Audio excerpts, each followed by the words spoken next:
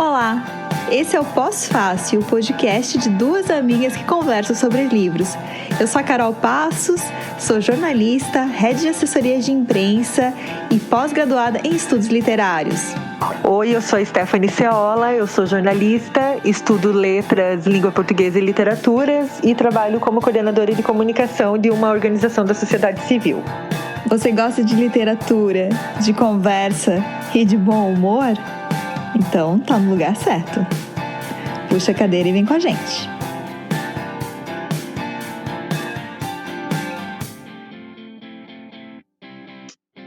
Oi, pessoal! Eu sou a Carol, começando mais um Pós-Fácil.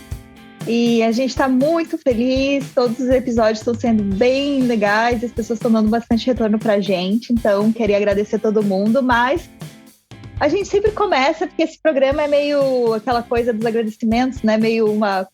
Sabe que a gente é do interior, então a gente tem que ser essa pessoa que agradece, né? Então a gente acha que é a Xuxa, né? No final a gente vai sortear as cartinhas. A gente quer agradecer aos nossos colegas de trabalho. Isso é muito interessante, nossos colegas de trabalho, né? Principalmente o pessoal do ICOM, que se tornou ouvinte do Pós-Fácil e que está nos apoiando. Muito obrigada. E também um agradecimento muito especial às Alines, né? Aline Vale e Aline Bey, que ouviram o nosso episódio e compartilharam. Então foi muito especial pra gente. A gente admira as duas muito. Foi, assim, um grande presente para nós duas. A gente ficou emocionada, sem roupa pra isso. Nossa, né? Demais. Ainda mais pelas mensagens e tal, e foi muito legal. E outro abraço muito especial para nossa amiga Bruna Bernardes, que nos sugeriu um episódio sobre biografias de músicos. Ela não sabia que a gente já tinha planejado, mas conhecendo a gente como ela bem conhece, sabia que a gente ia falar sobre esse assunto. Então, um beijo, Bruna. Bruna de Joinville, um beijo. Minha gêmea. Vamos dedicar esse episódio de hoje à minha gêmea.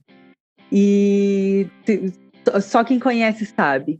Eu e a Bruna somos muito parecidas, mas a gente não tem nenhum tipo de parentesco. Somos muito parecidas fisicamente. Eu adoro minha irmã. Falando nas Alines, que a Carol comentou. Ai, gente, antes eu preciso fazer uma coisa para começar o episódio, quer dizer... Olá, pós-pasteiros e pós-pasteiras. Eu cunhei esse termo. E eu quero que pegue, entendeu? A Carol tá com vergonha de mim nesse momento. Alô, B9, estamos disponíveis. Se vocês acharem que foi uma piada ruim, apenas se acostumem, porque isso é o que eu faço melhor na minha vida. E sobre as Alines, além delas terem ouvido o podcast, nos mandado mensagens, que a gente ficou bem feliz, eu quero dizer que, seguindo a sugestão da Carol e sendo influenciada pela Carol e pelo meu próprio podcast, eu li o Pequena Coreografia do Adeus, da Aline Bey, e eu achei lindíssimo mesmo. Então, se vocês não ouviram o episódio em que a gente fala das Alines e da nossa relação com a escrita, voltem que super vale a pena, e leiam Aline Vale e Aline Bey, porque são incríveis mesmo. E, bom, já passando para os feedbacks que a gente recebeu, vocês sabem que no final do episódio a gente tem um quadro, que é o Feedback 360, com áudios muito legais que a gente recebe de vocês que nos ouvem. E eu também quero dizer que eu recebi uma mensagem linda de uma professora minha da escola, lá em Santa Cecília, a professora Ana Rambo, que me deu aula até o ensino médio. Ela era professora de matemática, mas ela mandou uma mensagem super bonita, dizendo que tinha muito orgulho de mim e tal. Eu fiquei emocionada. E eu também recebi outras mensagens de pessoas que foram minhas colegas de escola lá. E fiquei bem feliz por isso, assim, enfim, as coisas que a gente lembrou no episódio 1, né, das nossas cidades, muitas pessoas que ouviram também se conectaram, assim. Foi bem massa, foi uma volta para casa. E a gente também recebeu ótimos episódios sobre o episódio 1, que a gente falou de autoras negras, e até um pedido para ter uma continuação, para a gente continuar falando de autoras negras. E eu também acho que super vale, a Carol também acha. Então, quem sabe a gente faz, né?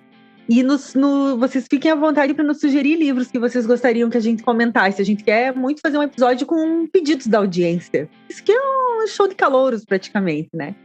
Então, a gente viu muito Silvio Santos quando a gente era jovem, e a gente seguiu essa tendência. E acho que é isso, né, Carol, de feedback. Inclusive até tu me lembrou de uma pessoa que eu também gostaria de Agradecer a minha amiga de infância, Fabíola Silveira, que lembrou da biblioteca da minha escola, que eu citei lá no primeiro episódio, e me mandou uma mensagem. É uma das minhas amigas mais antigas da vida, e ela ouviu o podcast, e eu fiquei super feliz também dela ter ouvido. Então tá, né, gente? Então vamos falar do nosso tema, depois de todos esses agradecimentos, né? A gente vai falar sobre biografias hoje. E como esse tema é muito amplo e biografias, nós somos jornalistas, eu e a Stephanie, e a gente gosta muito de biografia. A gente vai fazer 2 episódios. Então, esse episódio primeiro é sobre biografias de música, e o próximo vai ser sobre biografias, outros tipos de biografias. Depois, no final, a gente vai falar um pouquinho sobre quem são as pessoas que a gente vai conversar. Mas, então, esse episódio é sobre música, e nós duas temos um gosto muito parecido de música, temos histórias maravilhosas dos shows que a gente foi e que a gente quer ir também. Eu e a Stephanie, a gente tem um momento muito especial nas nossas vidas, que a gente subiu no palco do SIC no show do Jorge Drexler. E esse show foi muito especial, porque eu fiz uma entrevista com ele, tenho até hoje os áudios dele no meu celular, assim, para ouvir de vez em quando, né? Sempre bom. Mas foi legal que depois ele falou pra gente que nem sabia se subir no palco do SIC era uma coisa segura, mas que na hora rolou. E eu lembro que foi uma loucura, que eu puxei várias pessoas pra cima do palco. Inclusive você. E quando a gente viu, tava lá, né? Aconteceu e foi muito especial. O SIC é um teatro aqui de Florianópolis, né? Esqueci É que eu e a Carol, nós gostamos de ir em show em teatro, que a gente pode ficar sentada. Isso aí é uma coisa que a gente só sai, né? Eu saía antes da pandemia, se a gente pudesse sentar, né? Nos lugares, que o negócio ficar de pé cansa, né? E aí a gente gosta de ir em show no Teatro do SIC, porque a gente pode ficar sentada. Mas nesse show do Drexler, a gente acabou dançando muito, e teve um momento em que a gente tava na primeira fileira do show, na frente do palco, e teve um momento em que ele convidou as pessoas para ir pro palco, e quando eu vi a Carol tava subindo e me puxando, e assim, quem me conhece sabe que eu não sou bem a pessoa que sobe no palco do show no SIC. Mas subi, quando vi tava lá, aconteceu. Foi um show bem bonito. E a gente também viu 2 shows da Elza Soares juntas, né, Carol? Sim. Inclusive, o último show que a gente viu antes da pandemia foi da Elza, foi ali no fim de semana do Dia da Mulher, em 2020. Os 2 foram super catárticos, assim, choramos muito sempre, a gente ama muito a Elza. E a gente vai falar sobre o livro sobre ela aqui também nesse episódio de biografia. Sim, mas a banda que a gente mais viu shows juntas foi da Maglore. Ah, sem dúvida. E não era lugar em que a gente ficava sentada, hein? E não era. A gente gosta muito da banda Maglore. Muito, muito, muito. Vocês não Maglore, conhecem. se estiverem nos ouvindo, grande abraço. Um beijo, Thiago. A gente é amigo. A gente é amigo. A gente é amigo. Bom, depois dessas memórias, acho que se a gente ficar falando, a gente vai lembrar de outros também, né? A gente viu, sei lá, Erasmo Carlos, a gente viu juntas. Erasmo. O Ney Matogrosso também? Não. Eu não vi o Ney contigo. Grande momento. A gente viu Silva, a gente viu Rubel, a gente viu muitas coisas. É muito bom. Muitas coisas, gente. E a gente tá todo esse tempo aí sem ver show. E o Paulinho Mosca, não? Paulinho Mosca, também. Vimos lá no Teatro do Governo do Estado, né? E tu já tem ingresso comprado aí pro pós-pandemia para ver algum show? Tenho. Eu tenho um ingresso que eu comprei há quase 2 anos já, do Caetano Veloso em Porto Alegre. Eu comprei antes da pandemia. Na verdade, foi assim. Eu ia comprar antes da pandemia, não comprei. Aí entrou a pandemia. Aí eu vi que muita gente desistiu. E aí tinha muito lugar na frente. E um amigo meu, Piara, beijo, Piara, ele me mandou o link, a gente comprou juntos e tal. Então a gente vai assistir muito na frente. E agora já foi adiado 3 vezes, mas o ponto bom é que a gente vai pegar um show novo do Caetano, né? Então vai ser em abril. Então eu tô muito empolgada e na expectativa por esse show, assim, porque eu quero muito ver o Caetano. Eu já vi a Bethânia, mas o Caetano ainda não, então tô ansiosa. Também nunca vi. Eu tô com o ingresso comprado para ver o show do Kiss, que era para ter sido ali, acho que era em abril de 2020. Eu e o Vini tínhamos comprado para vir em Curitiba, na Pedreira. E eu perdi de ver o Kiss quando eles tocaram aqui em Floripa, né? Eu não fui naquele show, me arrependo muitíssimo. E aí veio a pandemia, o show também foi adiado várias vezes. E agora também tá marcado para abril do ano que vem. Oremos. Quero muito ter essa experiência aí na minha vida. Bom, depois dessas memórias... fazer um comentário. Ah. Esse barulho que vocês estão ouvindo é a Malu, é a minha gata. Isso. Ela tá Apresenta, aqui né? do meu lado e ela tá comentando tudo que a gente tá falando. Então, ela vai falar muito tempo ainda. Ela é bem faladeira. Ela é uma siamesa vira-lata, como já me chamaram ela esses dias. Ela é bem queridinha. Mas ela é uma siamesa vira-lata. Tá, vamos lá. Tá bom, depois dessas memórias e da nossa já assim, né, costumeira viagem inicial, a gente vai começar a falar das biografias que a gente se propôs a debater nesse episódio. São biografias de música, né, de músicos e que nos tocaram de alguma maneira, não só pela pessoa biografada ou pelo jeito da escrita, mas que nos tocaram além disso, né? A Carol vai começar falando da autobiografia do Jeff Tweedy, que é do Wilco. Isso, Carol? Isso. E eu vou falar da biografia da Elis Regina, que foi escrita pelo Júlio Maria e se chama Nada Será Como Antes. A gente vai falar um pouco sobre, aí no meio dessa conversa, sobre diferenças que tem entre biografia, autobiografia e livro de memórias. E vamos trazer um personagem polêmico para a roda, que é o Zeca Camargo. Mas isso a gente vai deixar para o final. Carol, vou passar para você falar sobre a autobiografia do Jeff Tweedy, já fazendo uma grande revelação para você, minha amiga. Eu mal conheço o Will. Então. Não, eu até. Ontem eu fiquei pensando sobre isso. Como é que começou o episódio com uma pessoa que pouca gente conhece, assim, né? Pouca gente, assim, eu digo, o grande público, né?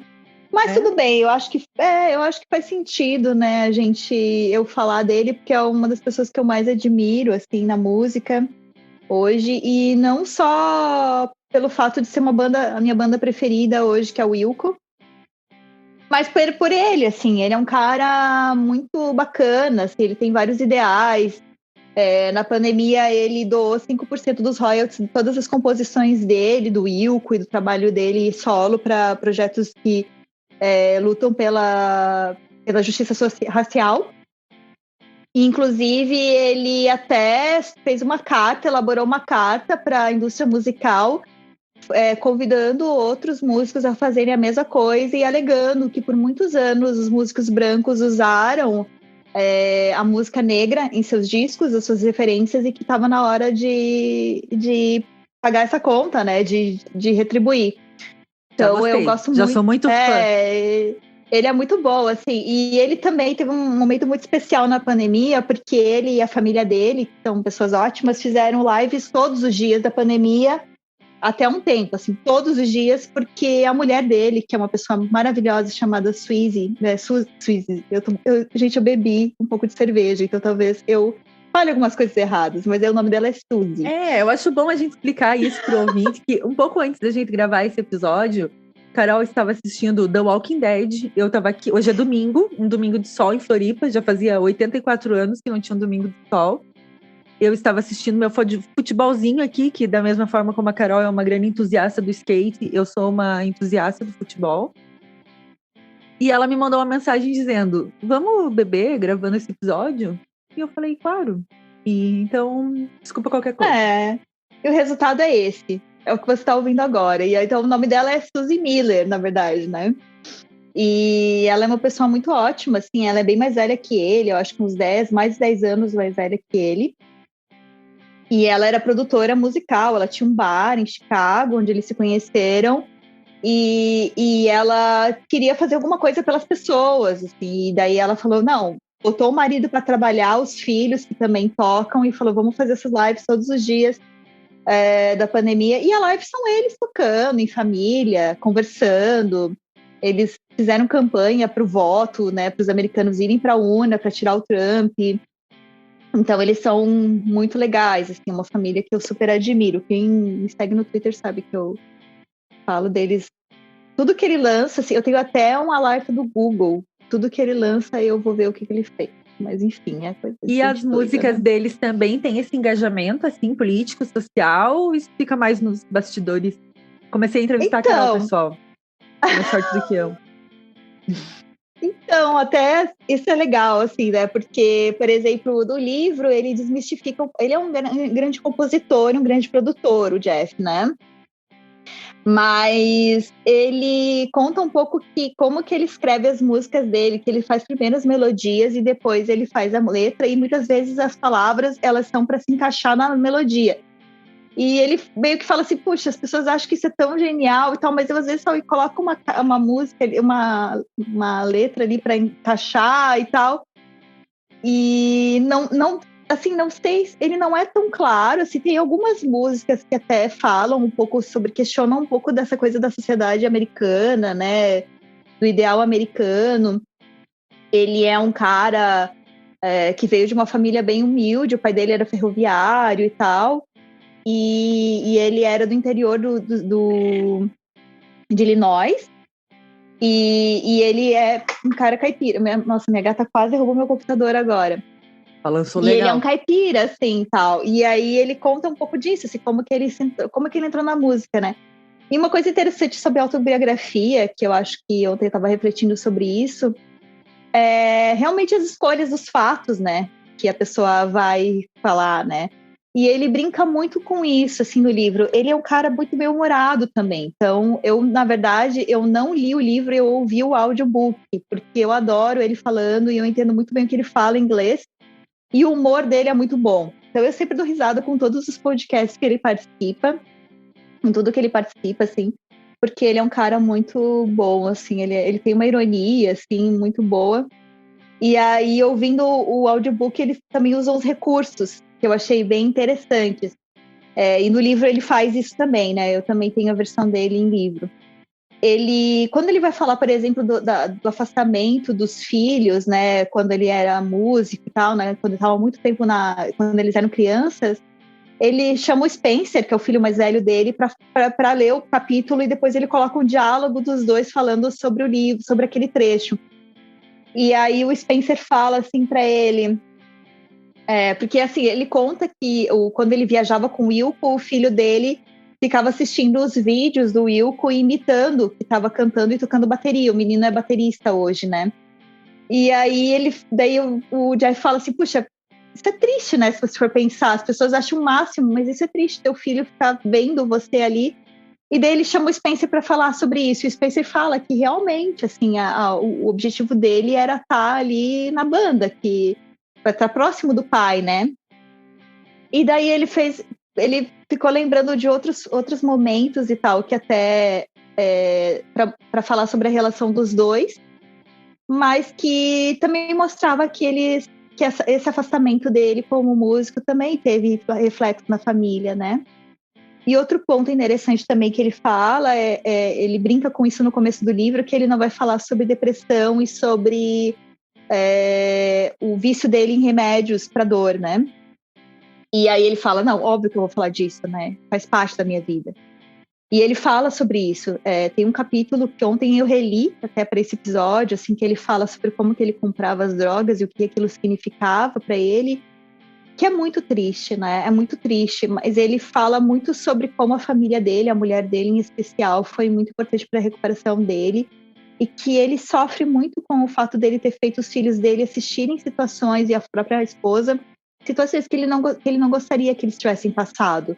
E ela fala de um momento que eles foram parar no pronto-socorro porque ele tinha crise de pânico e enxaquecas e tal, e ele usava isso para usar remédios, então ele usava isso como desculpa, né? E aí ela conta desse momento, e ele não lembra muitas coisas, assim, dos episódios.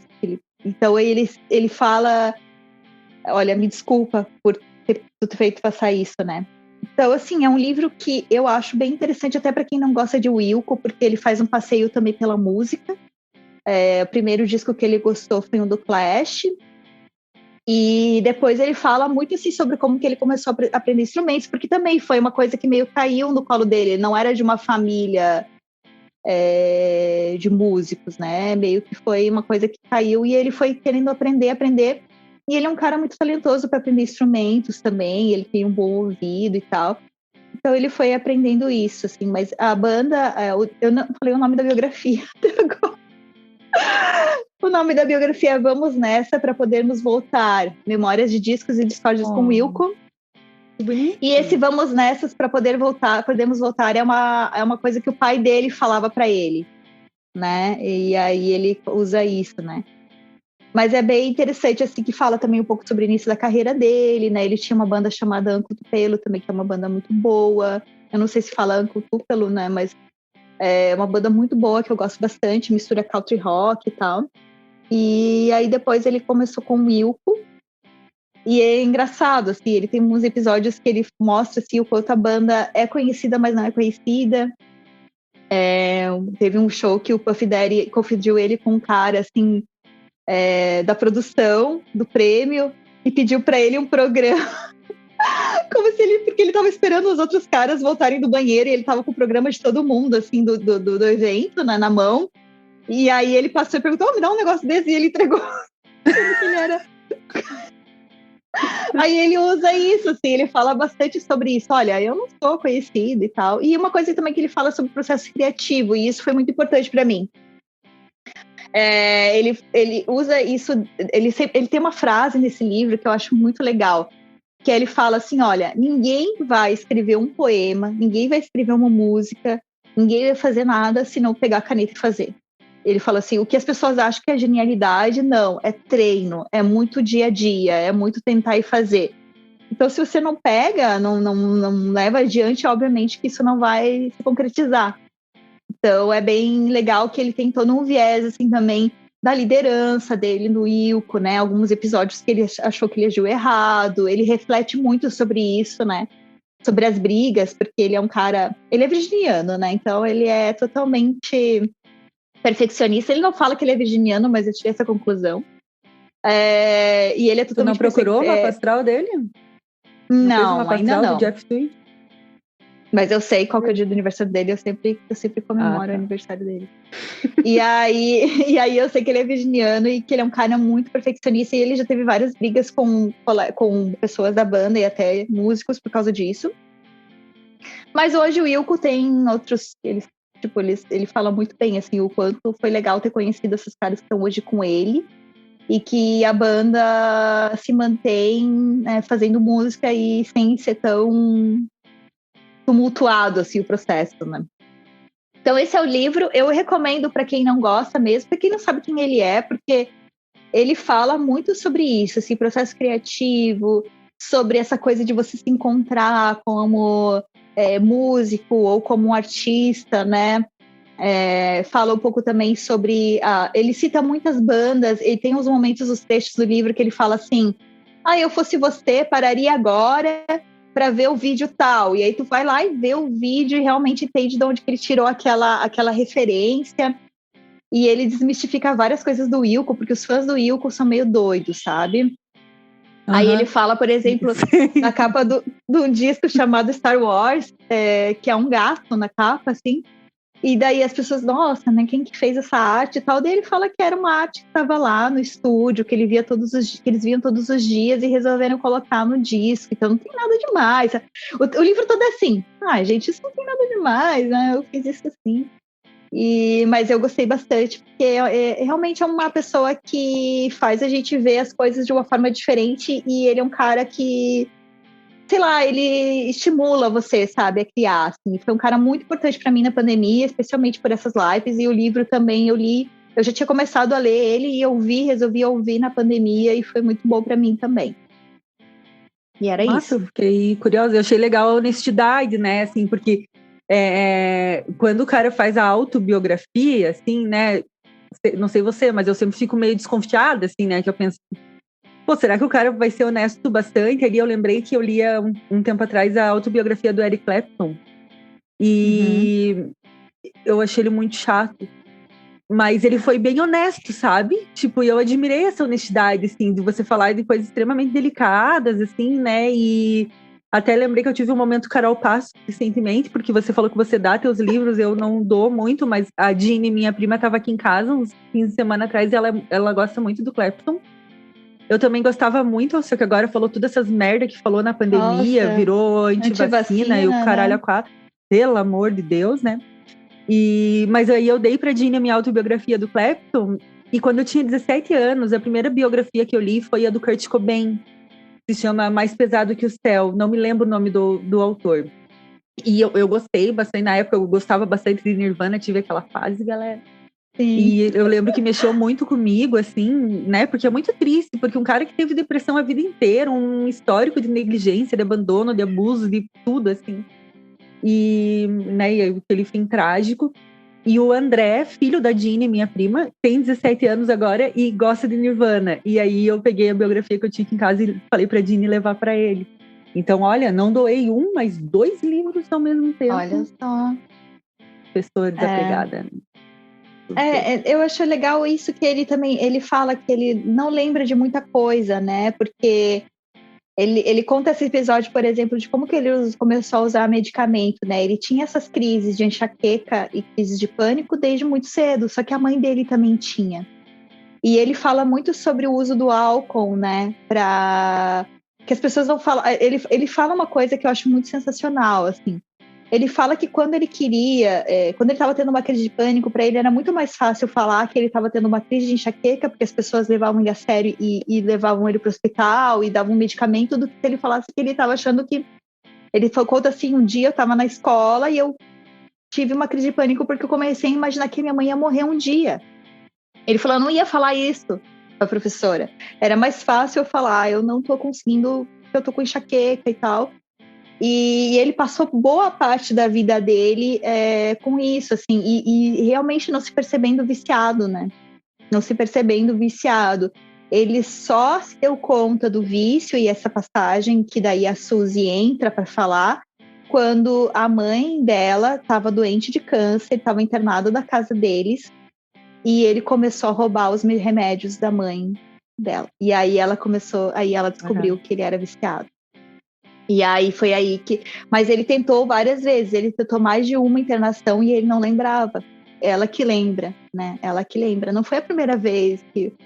Ele conta, né, o parágrafo, e daí ele coloca ela para fazer meio que contraponto, sabe? Uhum. E daí ela fala, não, mas essa não foi a única vez que foi internado. E aí ela conta, assim, um pouco... É bem interessante, assim, é um livro bem honesto mesmo. E um livro que eu acho que essa questão também da depressão, eu acho que é bem interessante como que ele trata, sabe? Como uma coisa muito... Ele não romantiza, ele sempre fala que não tem a ver com a criatividade você ser triste. Ele fala... Ele odeia, assim, essa coisa das pessoas falarem que músico, criador tem que ser uma pessoa, assim, não. Ele fala que se ele pudesse hoje reiniciar e ser um bom marido e um bom pai, ele faria. Ele largaria tudo do Wilco, largaria toda a carreira dele para ser um bom pai e um bom marido. Então é um cara muito massa, assim, eu adoro ele por causa disso, assim, ele é um cara muito muito, muito fofinho, assim, sabe? Eu adoro ele. Grande beijo, Jeff Tweedy. Grande beijo, Jeff Tweedy. Eu gostei da história dele, me tocou. Bom, e eu vou falar da biografia da Elis Regina, né, que foi escrita pelo Júlio Maria. O Júlio Maria acabou de lançar uma biografia do Ney Matogrosso também, eu ainda não li, tô esperando baixar o preço, tá cara.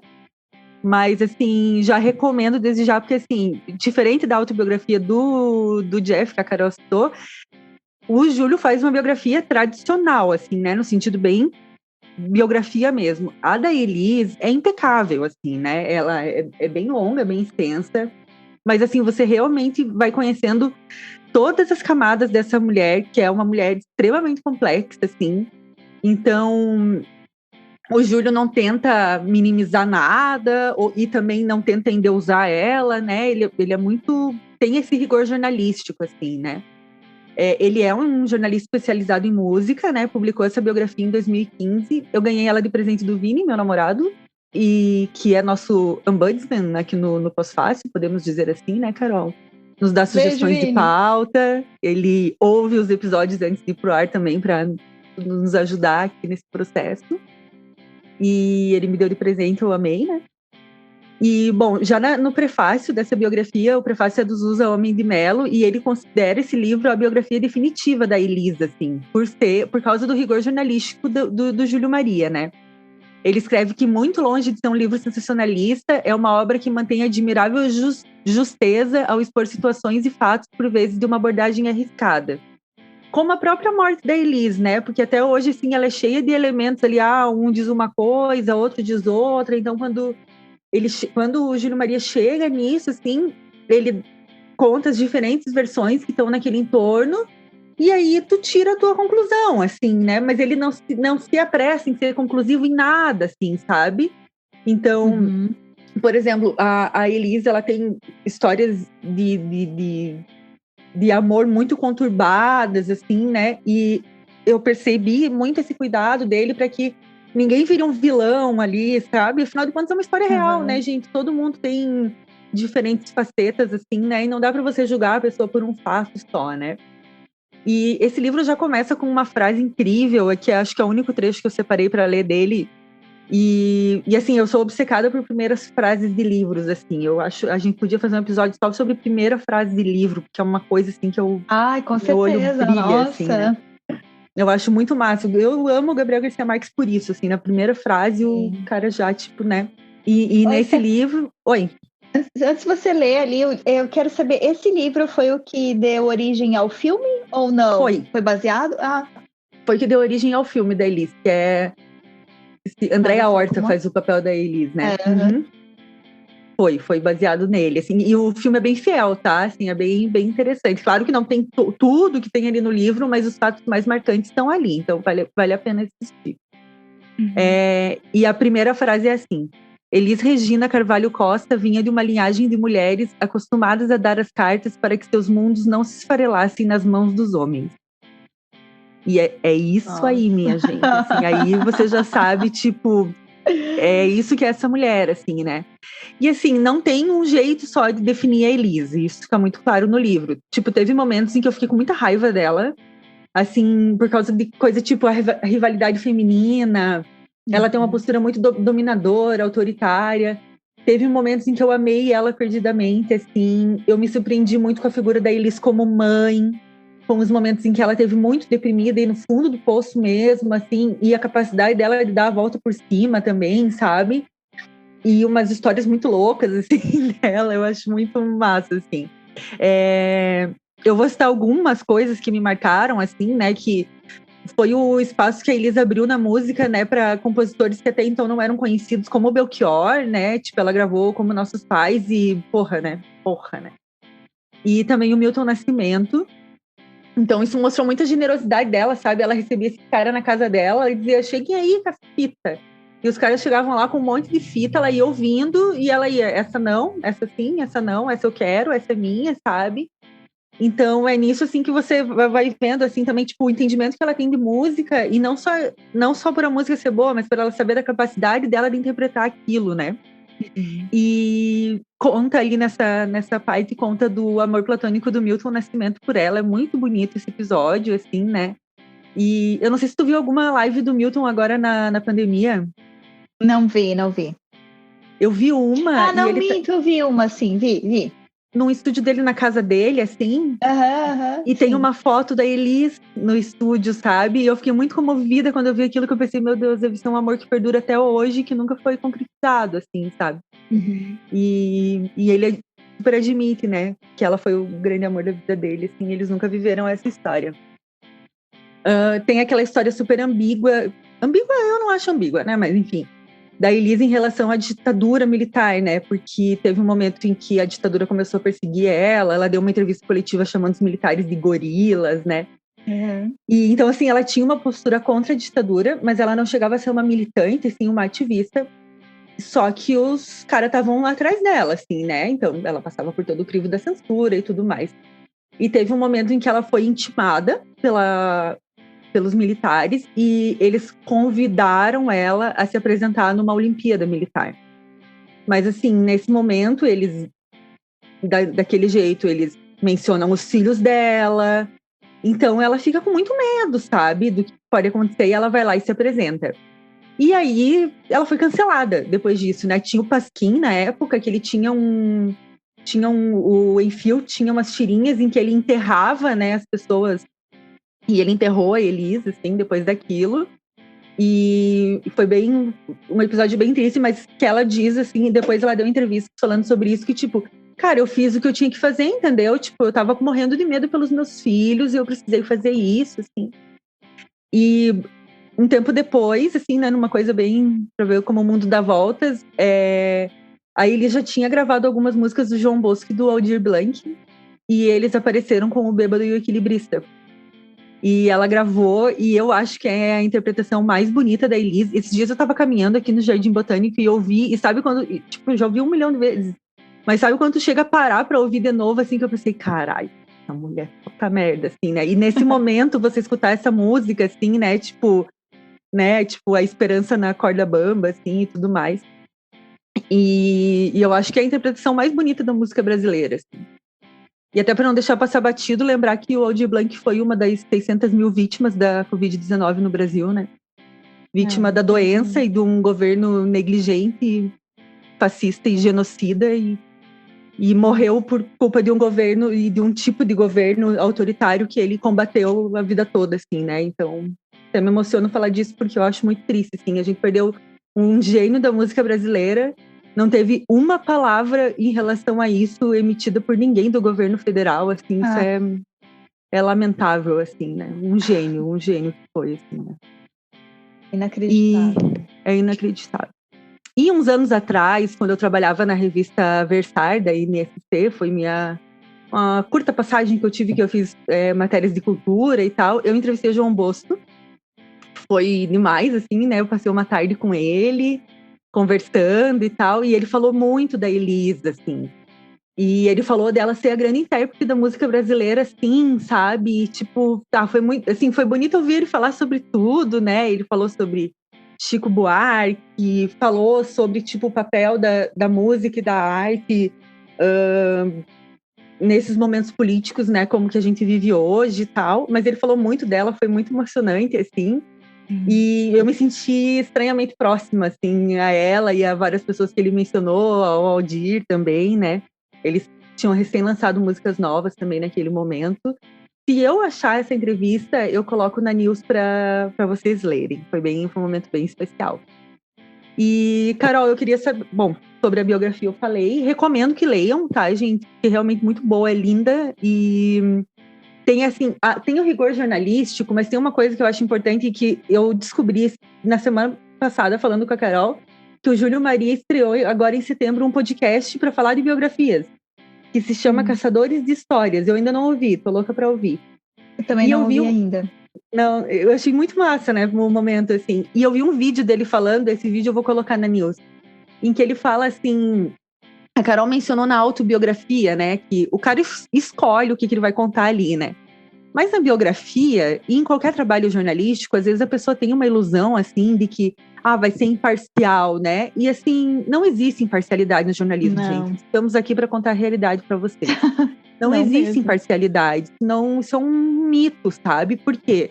Porque isso passa pelo critério e pelas experiências de vida da pessoa que está fazendo aquele determinado conteúdo, né? Se eu vou fazer, sei lá, eu fui fazer a matéria na Ponte Ercílio Luz, e eu escolhi olhar para os trabalhadores da Ponte Ercílio Luz. Tem gente que vai lá e escolhe olhar para a obra, tem gente que escolhe olhar para os engenheiros, tem gente que escolhe olhar para o impacto ambiental, e, sabe, isso é o olhar de cada um, assim, né?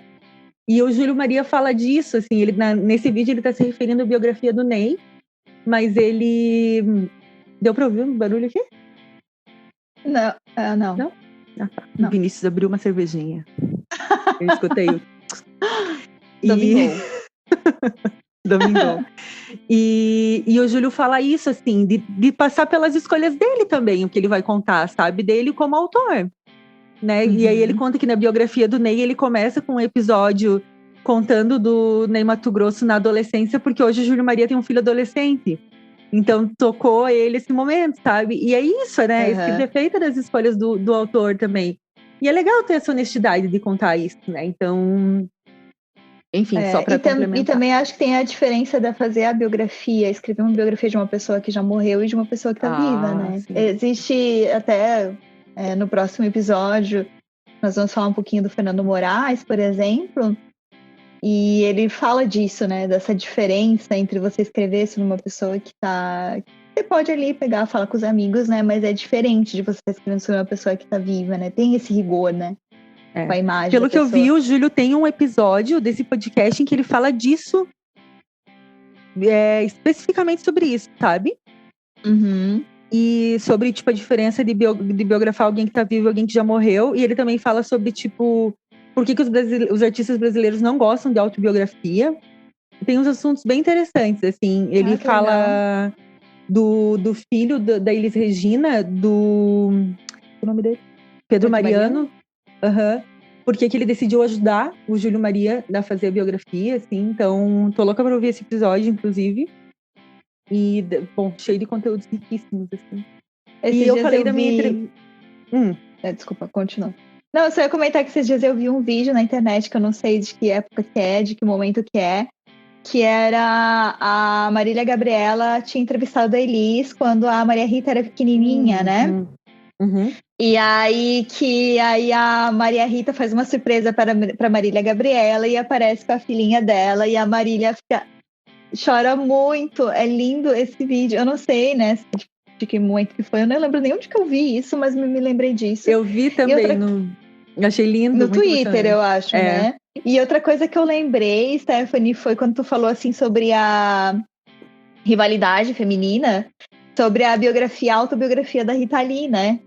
Que não sei se tu conseguiu terminar, mas eu também não terminei. Não.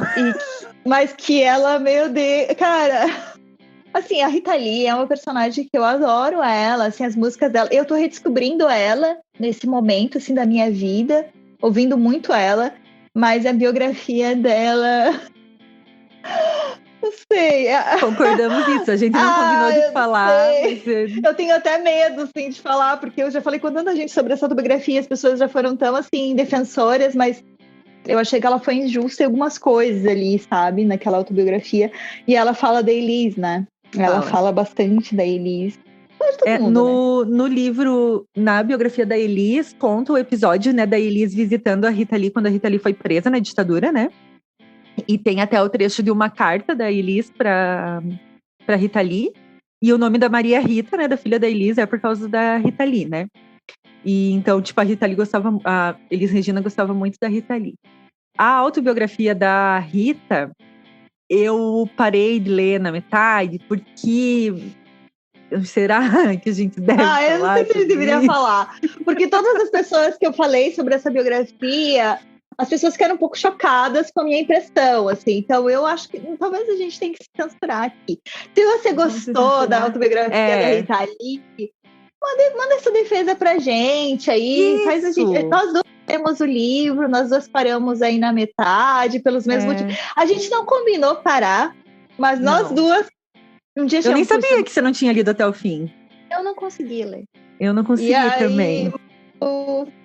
Enfim, é isso, tá bom. né, gente? Mas, de repente, isso é uma boa mesmo, Carol, porque eu acho assim também. E depois a gente vai falar do ponto polêmico ali do Zeca Camargo, e essa é uma coisa interessante, que o que você espera quando você vai ler um livro, né? Então, às vezes, a gente vai com a expectativa alta demais, talvez eu tenha ido com a minha expectativa muito alta, ler o livro da Rita, e esperava uma coisa dela e encontrei outra. E aí, eu parei, na verdade, porque eu pensei, estou começando a me decepcionar e eu amo essa mulher, eu não quero ficar decepcionada. E aí eu parei, entendeu? Mas, assim, talvez eu li num momento não muito bom, assim, talvez eu deva reler. E se vocês acham que a gente deve reler, nos digam por quê. E sobre que viés a gente deve ler, sabe? Tipo, leiam porque tal coisa, assim. Justifiquem, né? Por favor. A gente também por favor, a gente não tem tempo, sabe, para ficar lendo coisas que não... Atravessamos bonito. Ó, eu tinha uma pergunta para fazer quando eu falei da entrevista com o João Bosco. Que eu queria te perguntar se você lembra de alguma entrevista de alguém da música que tu fez e que te marcou, porque a Carol trabalhou muito mais com essa área de cultura do que eu. Então deve ter várias histórias aí. Acho que é legal contar. Cara, eu trabalhei alguns anos, né, com jornalismo cultural, mas é muito engraçado que eu não me lembro de muitas entrevistas na minha vida, assim, eu não me lembro. Eu lembro de alguns momentos da minha carreira, assim, que foram muito... eu lembro uma entrevista que me marcou muito, mas porque eu sou muito fã, foi com o Barba Los Hermanos, que eu tive que ficar me segurando para não dizer para ele que eu adorava Los Hermanos. Mas, tipo, foi uma coisa muito pessoal, assim, não foi nada... ele tava numa outra banda, e foi pra Blumenau e tal, eu trabalhava no Santa por essa época. Mas eu lembro de 2 episódios que foram muito engraçados, e que, quando eu li, assim, o roteiro que a gente tava escrevendo, assim, eu lembrei. Uma delas foi do Nazi, do Ira, que quando eu trabalhava no Jornal de Santa Catarina, em Blumenau, eu liguei, ele tinha recém-separado do Ira, foi naquele momento que ele brigou com o Edgar Scandurra, que foi um escândalo, que o Edgar acusou ele de que ele tinha que se tratar, que ele tinha problema com drogas e tal, e aí rolou essa separação do Ira, e não foi nada amigável, e a Nazi estava tentando carreira solo, e ele foi para Blumenau fazer um show. Daí a gente sempre conseguia lá as entrevistas, né? E aí eu fui fazer essa entrevista com o Nazi e eu sabia que era uma oportunidade dele falar sobre esse momento dele da carreira, né? Trazer a visão dele, porque todo mundo estava entrevistando o Edgar e ele não estava querendo falar, o Nazi não estava querendo falar.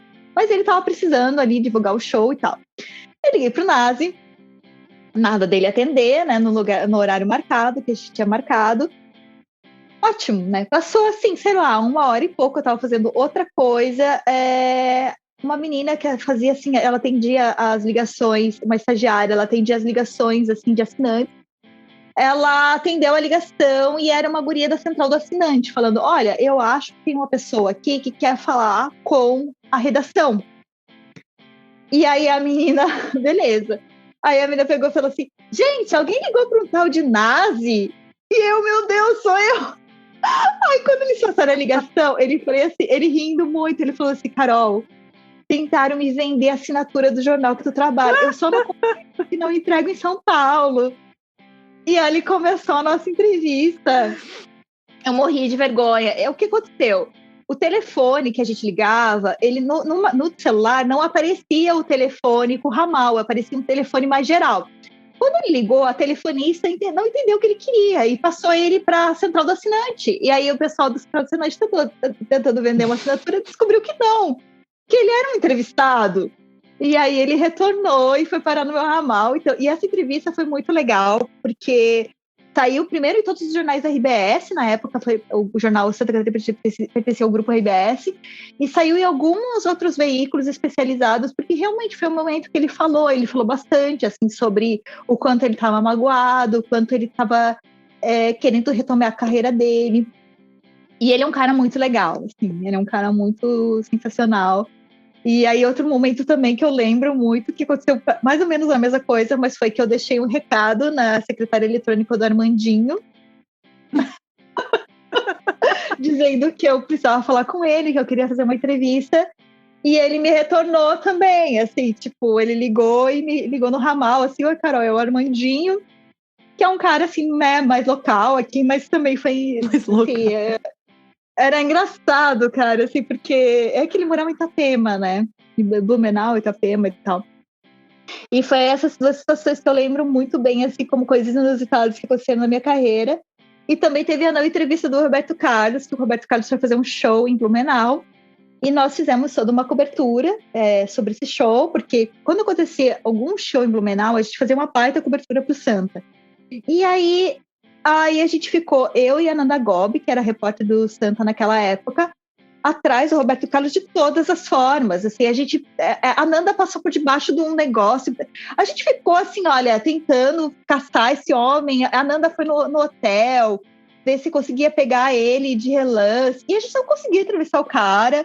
E em vez de a gente aproveitar para contar no jornal o que a gente fez para tentar entrevistar o Roberto Carlos, não contamos, mas foi uma história que eu lembro muito bem, que foi bem trabalhosa e foi sensacional.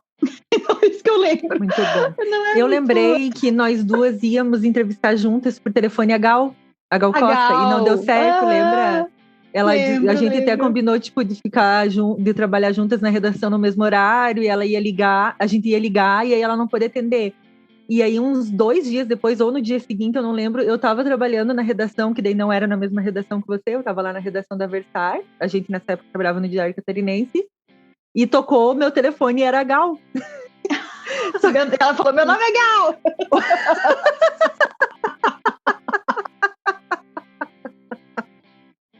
Ai, desculpa, gente. Desculpa essa piada. Muito boa, está muito bem colocado. Não foi bem assim, pessoal. A assessora ligou e falou: Stephanie, a Gal tá na linha, tu quer fazer entrevista com ela agora? E aí tem certas coisas de não diz não na vida, não interessa o que você esteja fazendo. Imagina!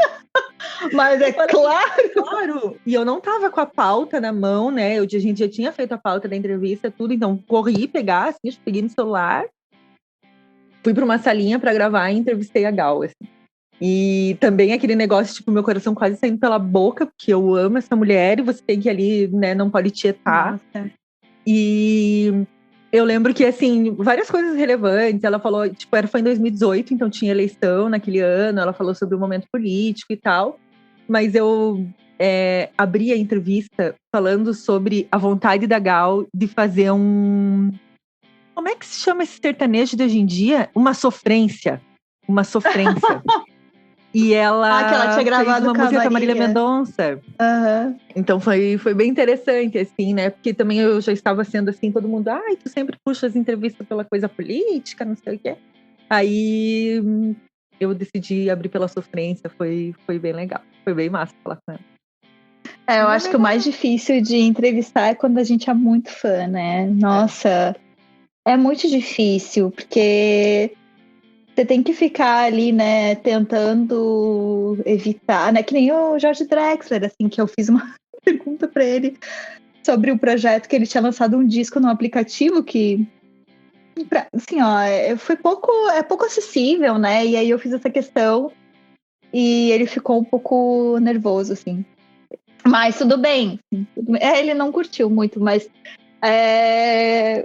para mim foi ótimo ter conversado com ele e depois a gente conheceu ele também, então isso foi sensacional.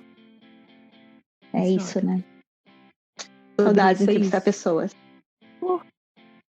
Faz falta.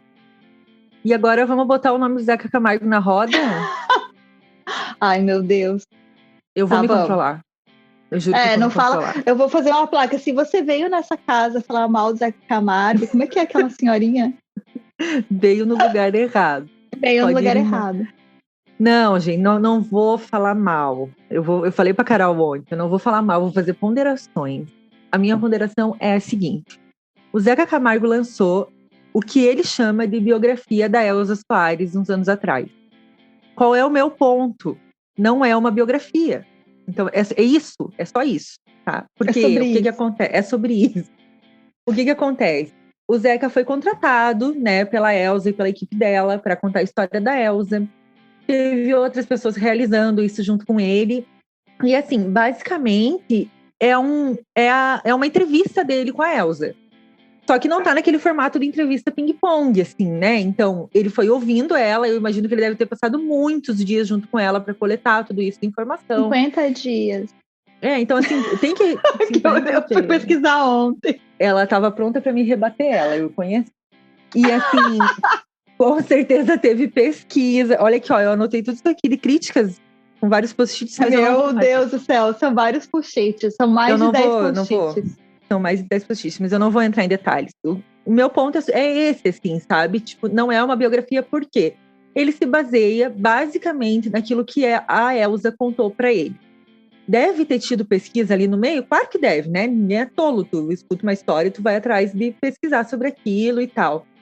Mas, assim, as histórias são meio soltas, e aí o Zeca tenta costurar, e aí tem momentos, assim, que ele usa umas frases meio bregas, sabe? Tipo, então, assim, tem um parágrafo entre dois parágrafos de frases da Elza, e tem um aí diz, e não foi isso que fez Elza Soares desistir, sabe? Umas coisas assim. Ai, então, sei! Sabe? Ai, Quem nunca, né? Fez isso, acontece. Então, assim... Ai, meu Deus, socorro. E aí, eu acho que não seria um problema... Eu acho que isso não seria um problema se o livro já começasse assim, sabe? Já começasse contando como foi feito. Porque aí já baixa a expectativa da pessoa que tá lendo. Tipo, eu fui ler com a expectativa lá em cima de que eu ia encontrar uma puta biografia da Elza, e eu não encontrei. E no final do livro ele conta que o processo foi esse. Que ele foi contratado, pipipi, popopó e tal. Mas ele chama de biografia, tem essas costuras cafonas, então não ficou assim muito legal. A própria editora deve ter sacado isso, porque na contracapa do livro diz assim, ó, Essa é a história de Elza Soares, ícone da música e da cultura brasileira. Ou melhor, as histórias, pois nela não cabe uma só mulher, mas 1000 mulheres. Até isso é meio... De quantas Elzas vamos falar? De todas e de uma só. Aí prestem atenção nisso. Nesta narrativa, acima de tudo, uma grande história oral, tempo e cronologia se confundem. E finalmente desistem de se impor sobre aquela senhora sentada no trono de um grande palco. Aqui, ó, um parágrafo que você entende. Ouvimos a Elza, foi só isso que foi feito, sabe? E assim, quando tu vai contar a tua história, a gente falou sobre isso no episódio anterior também, né? Sobre história oral e sobre memória. Às vezes a memória te trai, às vezes a gente romantiza coisas horríveis que aconteceram com a gente. E a gente não olha com o senso crítico que alguém de fora olharia. Porque a Elza é uma grande mulher, uma mulher incrível, mas que passou por um absurdo na vida. Assim. Meu Deus, coitada. E às vezes ela mesma tem uma tendência a romantizar, sabe? A relação com o Garrincha, por exemplo. Nossa. Que, né, que assim... Tem a biografia do Garrincha, que acho que é do Rui Castro. Que é uma biografia real oficial. Então, mas Carol, eu sei que você tem uma relação melhor com o Zeca, então pode defender ele, fica à vontade. Não, eu tô... sim, eu entendo o que tu quis dizer. Agora ficou mais claro pra mim. Eu tenho esse livro, inclusive, mas eu nunca li ele. Eu ganhei ele uma vez e não li. Tenho ele no Kindle. Eu ganhei da Karina Pizzini, nossa grande amiga também. Beijo. Beijo, Karina. Então, olha, o que eu ia dizer é que ontem, né, eu fui atrás para ver o que tinha rolado dessa biografia. Não para te rebater, mas porque eu queria saber o que tinha rolado mesmo, né? Como é que tinha sido o processo. E aí eu vi que tinha 2 coordenadores de conteúdo contratados pela Elza que interferiram na obra também. E aí isso daí eu já fiquei assim, tipo, estranho. E eu li um texto do Globo, se não me engano, que falava que tinha uma biografia da Elza, que era considerada a biografia definitiva, mas que tinha muitas... eu não lembro, eu devia ter anotado, né, Tança, né, devia ter anotado o autor. Mas que tinha questões ali que a Elza queria dar a versão dela. E aí, por isso que ela chamou o Zeca para fazer essa biografia e tal. Então, eu acho que sempre assim, quando a pessoa realmente... Assim, é que nem o Roberto Carlos, né? Eu até coloquei ali pra gente falar depois sobre o Paulo César Araújo, né? O Roberto, ele quer fazer uma biografia que seja extremamente positiva a ele, que esconda todas as coisas que ele passou e mesmo coisas que nem... Mas é porque esses artistas, eu acho que mais antigos, eles querem... Eu tô falando generalizando aqui, né? Mas existe essa coisa, né, da imagem do artista intocável, né? Acho que os artistas mais recentes, eles já entendem que a internet, que hoje em dia você tem que ser nessa questão da vulnerabilidade, né? Contar sua história. Mas tem artistas que eu acho que não lidam muito bem, e eu acho que essa geração da Elza talvez seja isso, assim, né? Ou a própria Ela até Rita, conta, né? assim, umas coisas meio polêmicas, assim, né? Tipo, uso de drogas, assim, o início é muito impactante, porque fala da pobreza extrema em que ela cresceu, dela ter sido abusada sexualmente, de racismo, dela ter sido vítima de violência doméstica em vários relacionamentos. Então, conta essas coisas, sabe? Mas, por outro lado, sabe quando tu lê o tempo todo e tu pensa assim, eu queria saber mais sobre isso, eu queria saber outras versões sobre isso, ele faz uma entender o contexto. Assim. Tipo, talvez assim, porque seja de tão comum conhecimento que talvez ele pense assim, não posso deixar passar isso, mas também eu não vou querer ficar não vou atrás disso, né? Não vou cavocar isso aqui. Mas sobre o Zeca, eu gosto muito do Zeca, porque eu tenho muito respeito por ele, porque ontem eu até estava conversando com a Marina Mel sobre isso, que ela também veio falar mal do Zeca pra mim, e eu não gosto que falem que o Zeca é VJ e que o Zeca é apresentador do Fantástico, porque ele é muito mais do que isso. Primeiro, assim, ele foi um dos caras que ajudou a estruturar a MTV no Brasil, então isso é uma coisa muito especial, porque, poxa, querendo ou não, a MTV, para minha geração, né, foi algo muito importante e depois também ele trabalhava na Capricho em 94, ele foi editor da Capricho em 94, e esse momento dele ali na Capricho era um momento que eu lia, né? Foi uma revista, essa revista era a minha entrada para o mundo, né? Eu lá no interior de Santa Catarina, né? com essa revista, quando chegava, eu entendi o que estava se passando. Ele falava de coisas que eu não sabia o que eram, né? Especialmente de música pop também, porque uma coisa que eu acho legal do Zeca é que ele trata a música pop com um valor que muitos jornalistas de música não tratam. Se a gente for pegar, ele não assim, é por snob, exemplo, né? não, se você for pegar, por exemplo, as revistas Bis, revistas mais antigas de música, a própria Rolling Stone no começo tratava a música pop como algo menor. Eu lembro quando a Britney Spears foi capa da Rolling Stone, que foi um escândalo. Verdade. Sério, assim. E eu acompanho muito jornalista de música e eu sei como é que é esse perfil, assim, então, né, enfim. E ele também trabalhou na estrada e tal, e foi o primeiro cara que eu vi entrevistando grandes artistas na televisão depois do Fantástico, né, porque ele entrevistava essas pessoas. E em 2006 ele escreveu um livro que se chama de Aha U2, que ele conta os bastidores das entrevistas que ele fez. E, assim, vamos lembrar que em 2006, o que tinha de grandes eventos aqui no Brasil? A gente tinha alguns festivais já começando, a gente tinha o Festim Festival, a gente já tinha alguns shows grandes que tinham vindo para o Brasil, mas, cara, era assim, para uma pessoa do interior de Santa Catarina, era impossível imaginar que um dia eu assistia o Rolling Stone como eu assisti em Porto Alegre, em 2016. Impossível, inviável. Verdade.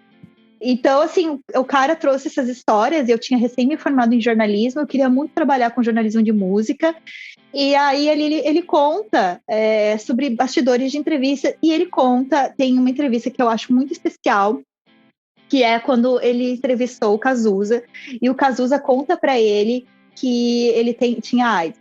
Assim, todo mundo especulava, o Zeca não entende por que o Cazuza escolheu ele para contar isso, ou por que foi, se foi coincidência, né? Não, era um momento, e aí o Zeca estava ali e calhou.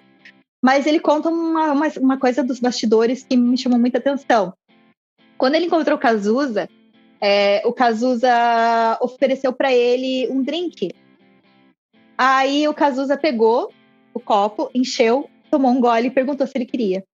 Então vamos lembrar, gente, que no começo, quando a AIDS, todo mundo achava que se transmitia por contato de saliva, as pessoas achavam que respirar o mesmo ar de pessoas com HIV se transmitia o vírus, e o Zeca pega o copo e toma.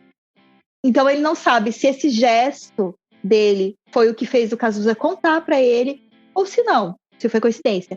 Mas ele tem essas coisas. E eu, como. Que bonito você contar essa história, porque a gente tá gravando esse episódio um dia depois do presidente da República dizer que a vacina transmite AIDS. Meu Deus, gente. E a gente tá falando de uma coisa que era tabu nos anos 80 e 90, e ver que o quanto tem preconceito, desinformação, ignorância e maldade ainda hoje, assim, nessas.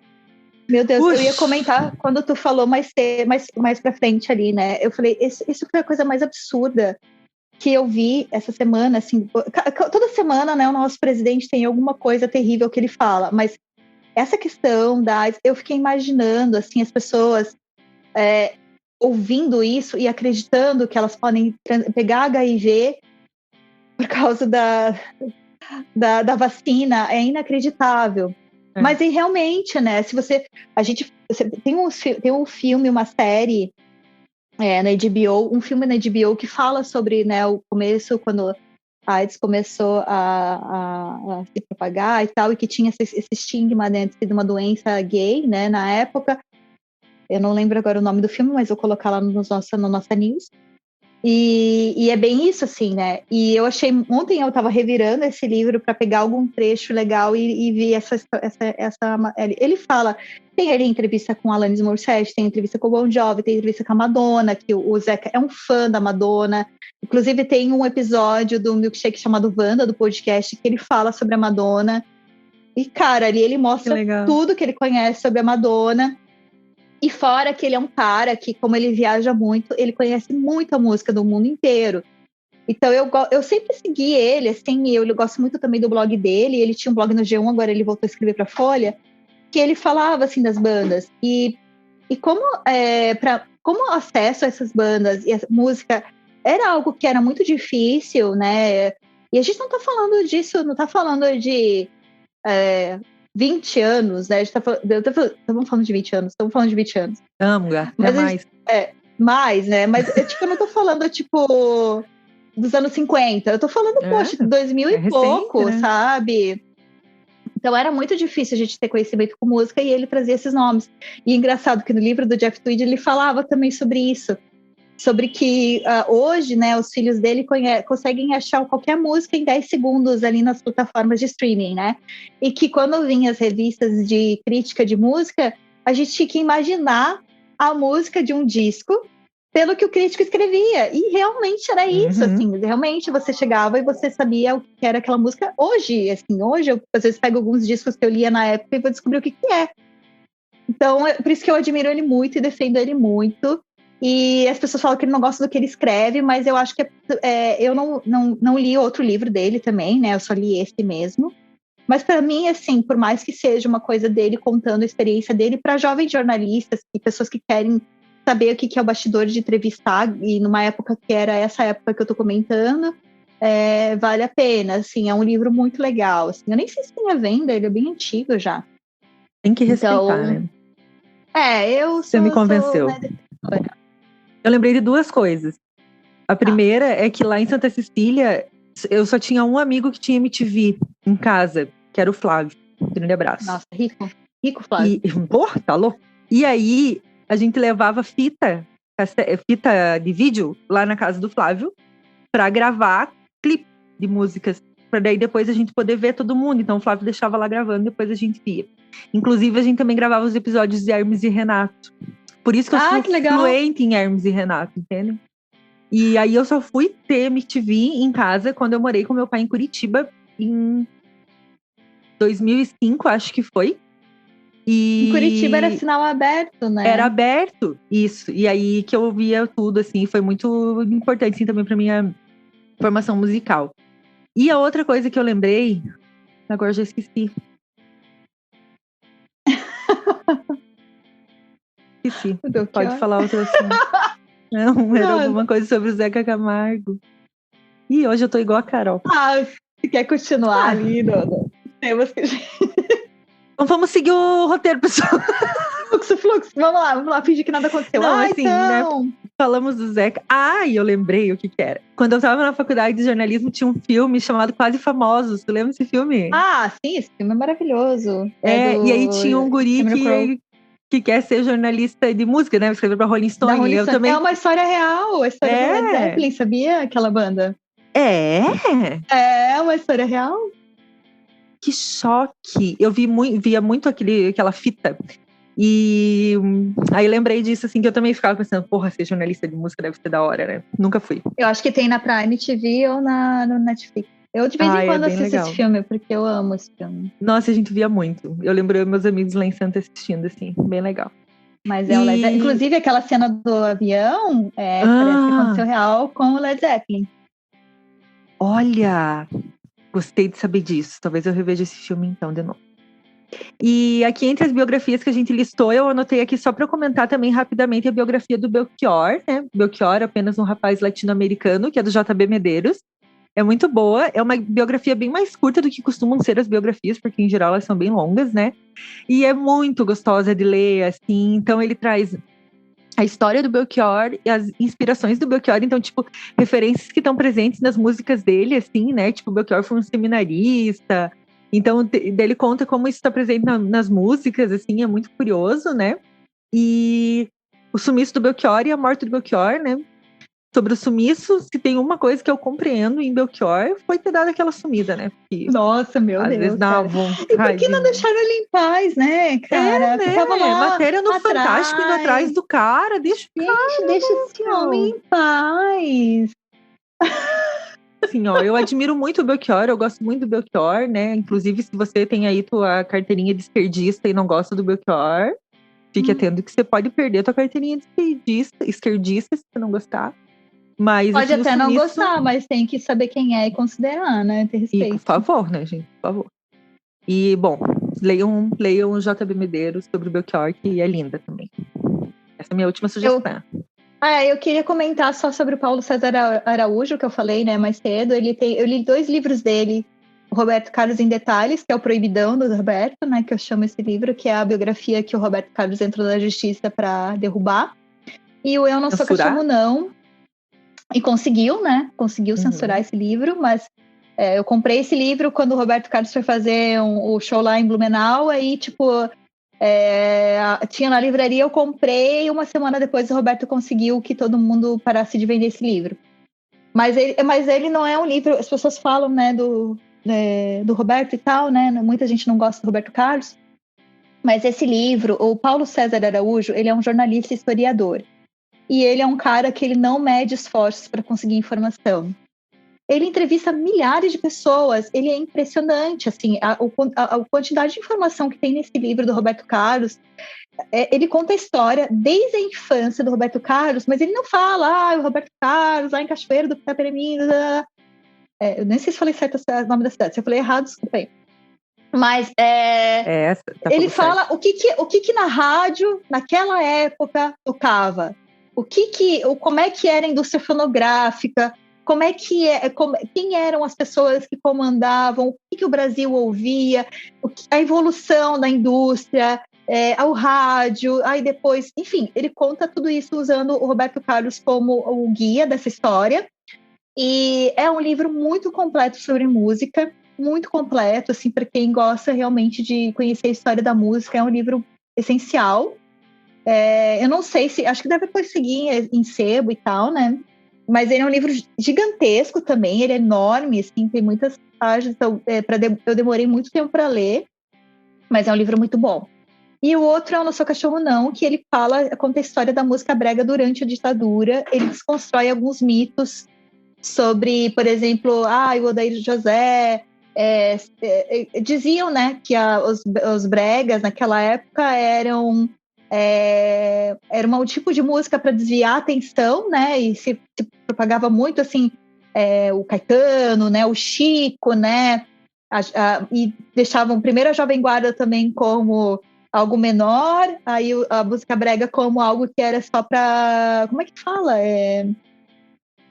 Era o ópio do povo. O ópio do povo, isso. E aí, não, tem várias entrevistas. É um livro sensacional. Eu li também quando eu estava na faculdade esse livro, mas ali ele mostra, assim, o poder dele como historiador. Ele traz muita informação. Ele é um cara muito legal, assim. Todos os livros que ele escreve, eu considero que vale a pena, porque ele consegue trazer um tema, mas ele traz muito mais, assim, muito mais mesmo. Para quem é jornalista, eu acho que eu quero ler esse bem livro essencial. Dele. Porque nessa carta nós louvamos Odair José, Odair José. E, cara, ele era muito transgressor das coisas que ele cantava na época da ditadura. Podia até passar batido, porque as pessoas tinham essa visão de que o brega não era combativo, né? E o cara tava lá cantando Pare de Tomar a Pílula, entendeu? Eu vou tirar você desse lugar fazendo uma música de uma prostituta. Maravilhoso, Odair José. Grande abraço, Odair José. Até recentemente eu vi uma entrevista dele que ele fala que ele não gosta desse título desse livro, mas ele fala que esse livro foi muito importante para ele, assim, porque foi meio que, cara, vamos colocar à prova e tudo que passou e que a gente não pôde falar naquele momento. Então, realmente é um livro muito bom mesmo. Massa. E como a gente falou, eu não sei há quanto tempo a gente está falando aqui já sobre biografias de música.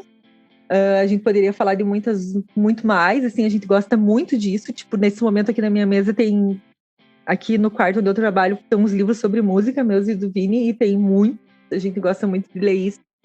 Mas, né, para não ficar chato, não vamos falar só disso. Então, no próximo episódio, a gente vai continuar falando de biografias, mas não sobre música.